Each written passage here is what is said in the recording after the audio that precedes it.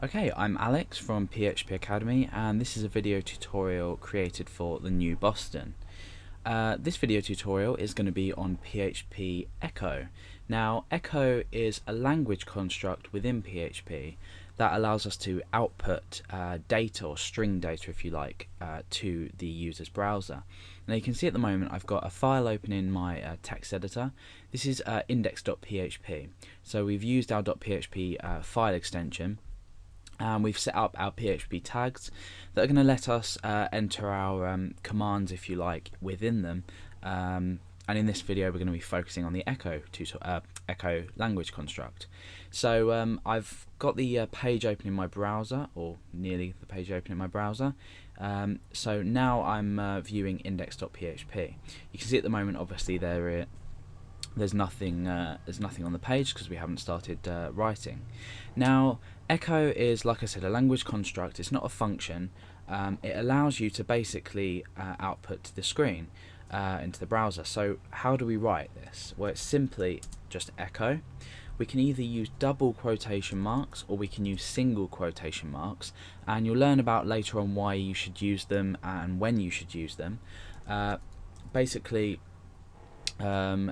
double quotation marks allow you to echo out variables inside them. If you've programmed before, you'll know what variables are. However, single quotation marks will only let you echo variables if you append them, and we append with a full stop. But obviously this tutorial is on echo, so we're not going to go too much into detail. Remember your line terminator at the end. You need a semicolon at the end of your line, otherwise we're going to run into some errors. In fact, what we'll do is we'll show that without that so we can see what the error is like in the browser. So I just want to say hello world. If I refresh this in my browser, you're going to see that we're going to well, actually we haven't got an error, and the reason for this is that we don't have any other lines in the program. But let's, for example, create a new line here, and let's just say hello. Oh, hello again. And let's refresh, and you can see that we've got a parse error. Now it says we're expecting either a comma or a semicolon on the end of line 3. So line 3 is here. The reason for this is it's expecting it just before this E. So just before this E is in fact the end of this line. We add our semicolon in, and we're working again. So this is basically how to output data to the screen. Let's just refresh. You can see hello world there.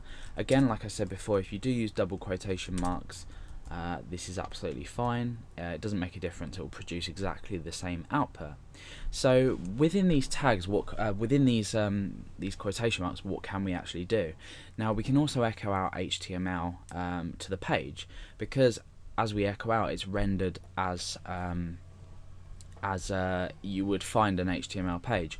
If we put things like strong tags, for example, around this, you can see that when we refresh, it's taken that into account, and we've made this text now bold. You could potentially create a whole HTML document inside an echo, inside a language construct, echo language construct, inside these speech marks, if you like. However, we tend not to do this. We tend to just echo out what we need. I mean, things like strong tags for bold, italics, underlined, sometimes even form data is okay. But later on in the series, you'll learn that there are other ways to handle this. But for now, that's basically how you would output data to your browser.